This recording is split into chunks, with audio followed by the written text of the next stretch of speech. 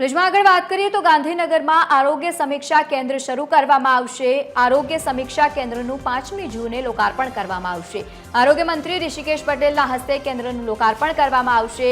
આરોગ્ય સેવા મોનિટરિંગ યોજના સમીક્ષા અને મૂલ્યાંકન એક જ સ્થળે હવે જોવા મળશે। આરોગ્ય સમીક્ષા કેન્દ્રનું 5મી જૂને લોકાર્પણ પણ કરવામાં આવશે, તો જેમાં આરોગ્ય મંત્રીની ઉપસ્થિતિ જોવા મળશે। આરોગ્ય મંત્રી ઋષિકેશ પટેલના હસ્તે કેન્દ્રનું લોકાર્પણ કરવામાં આવશે। મહત્વનું છે કે આરોગ્ય સેવા મોનિટરિંગ યોજના સમીક્ષા અને મૂલ્યાંકન હવે એક જ સ્થળે થશે।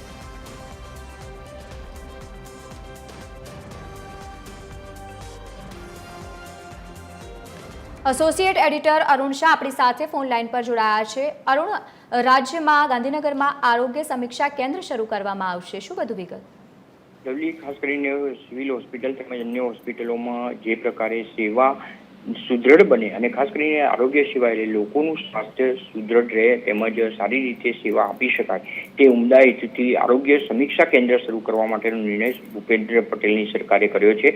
આવતીકાલે જ્યારે વિશ્વ પર્યાવરણ દિવસની ઉજવણી છે ત્યારે આ આરોગ્ય સંસ્થાનું એક આરોગ્ય સમીક્ષા કેન્દ્ર આવતીકાલે ગાંધીનગર ખાતે સમગ્ર રાજકીય રીતે અહીંયા રાજ્ય સ્તરીય જોઈએ તો સેવા સંશોધન યોજના અને સમીક્ષા તમામનું સંકલન કરીને આ સમીક્ષા કેન્દ્રની રચના કરવામાં આવી છે।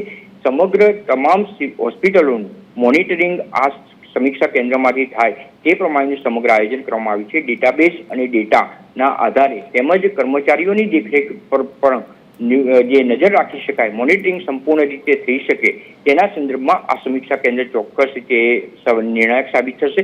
સૌથી મહત્વપૂર્ણ જોઈએ તો ખ્યાતિ હોસ્પિટલ અને ત્યાર પછી અન્ય હોસ્પિટલોમાં જે ગેરરીતિ બહાર આવી અને તેના સંદર્ભમાં આ પ્રકારની ગેરરીતિ કાયમ માટે થતી અટકે તેના સંદર્ભમાં આરોગ્ય સમીક્ષા કેન્દ્રનું યોગદાન મહત્વનું ગણાશે। હવે આવતીકાલે આ સમીક્ષા કેન્દ્રનું